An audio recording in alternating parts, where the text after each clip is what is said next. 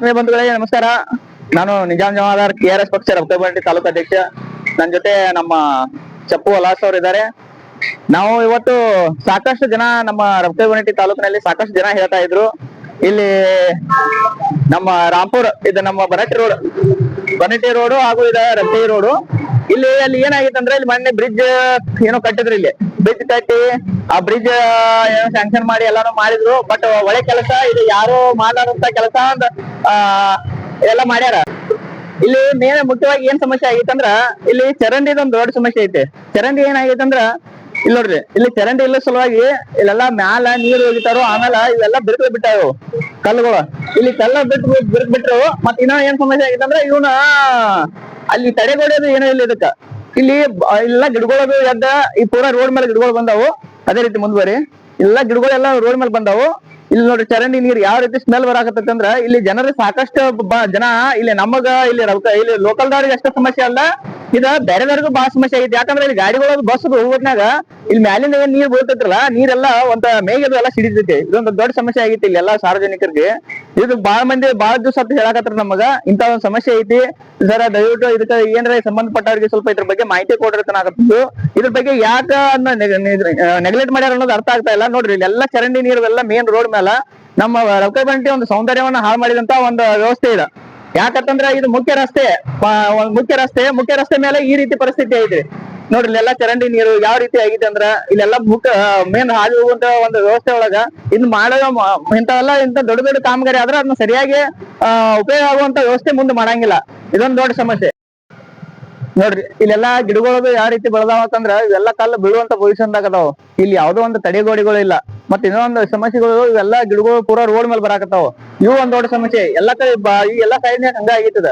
ಅದಕ್ಕ ನೋಡ್ರಿ ಈ ರೀತಿ ಎಲ್ಲಾ ಇರುವಾಗ ನಮ್ಮ ರಕ್ತಬಂಟಿ ಒಂದು ಸೌಂದರ್ಯವನ್ನ ಹಾಳು ಮಾಡುವಂತ ಒಂದು ವ್ಯವಸ್ಥೆ ಇದೆ.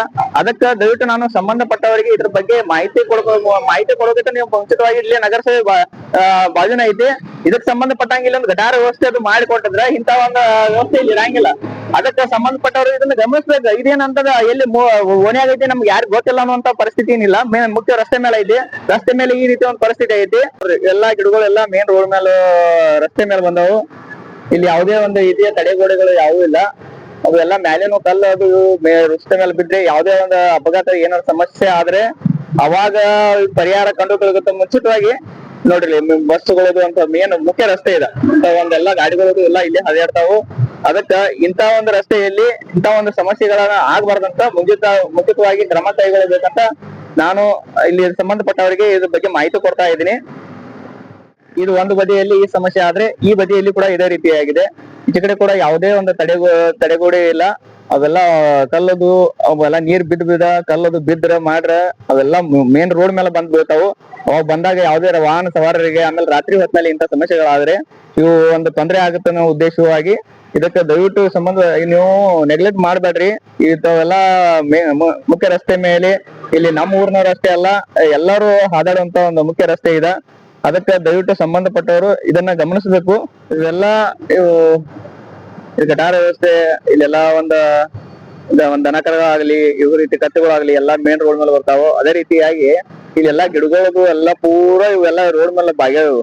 ಇವೆಲ್ಲಾ ಗಿಡಗಳು ಹಿಂಗ ಮೇನ್ ರೋಡ್ ಮೇಲೆ ಬಂದಿದ್ದ ಸಲುವಾಗಿ ಇಲ್ಲಿ ಗಾಡಿದವರಿಗೂ ತೊಂದರೆ ಆಗತ್ತೆ. ಅದೇ ರೀತಿಯಾಗಿ ಮೇಲ ಕೆಲವೊಂದ್ ಕಸ ಆಮೇಲೆ ಕೆಲವು ಹೊಲಸ್ ನೀರು ಹೋಗಿದ್ರಿಂದ ಅದು ಕೂಡ ರಸ್ತೆ ಒಂದು ಹೋಗೋರ್ ಬರೋರಿಗೆಲ್ಲ ಸಿಡಿಯಾಗೈತಿ. ಅದು ಒಂದು ದೊಡ್ಡ ಸಮಸ್ಯೆ ಆಗೈತಿ.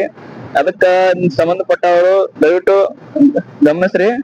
ಗಮನಿಸಿ ಆದಷ್ಟು ಬೇಗ ಅಲ್ಲಿ ತಳಗಿನ ಒಂದು ಗಟಾರ ವ್ಯವಸ್ಥೆ ಮಾಡಿ ಇಲ್ಲಿ ತಡೆಗೋಡೆ ಒಂದು ನಿರ್ಮಾಣ ಮಾಡಿ.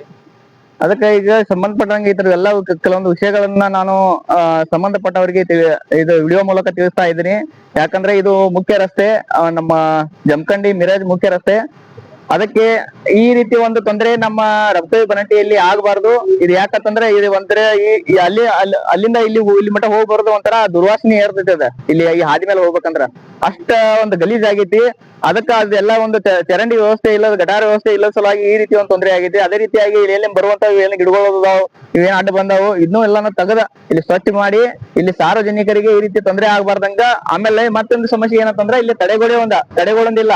ಅಲ್ಲಿ ನಾಳೆ ಅವು ಏನಾರ ಮೇಲಿನ ಎಲ್ಲಿ ಕಲ್ಲು ಬಿದ್ದ ರೋಡ್ ಮೇಲೆ ಯಾರಿಗಿದೆ ತೊಂದರೆ ಆದ್ರ ಇದಕ್ಕೆ ಸಂಬಂಧಪಟ್ಟ ನೀವೇ ಜವಾಬ್ದಾರಿ ಹಾಕಿರಿ. ಅದಕ್ಕ ಈಗ ಮುಂಜಾಗ್ರತಾ ಕ್ರಮವಾಗಿ ಸಮಸ್ಯೆ ಆಗೋಕ್ಕಿಂತ ಮುಂಚಿತವಾಗಿ ತಾವು ಎಚ್ಚೆತ್ತುಕೊಂಡು ಇಂತ ಒಂದು ಸಮಸ್ಯೆಯನ್ನ ಆದಷ್ಟು ಬೇಗ ಪರಿಹಾರ ಮಾಡ್ಬೇಕಂತ ತಮ್ಮಲ್ಲಿ ಕೇಳ್ಕೊತಾ ಇದೀನಿ. ನಮಸ್ಕಾರ.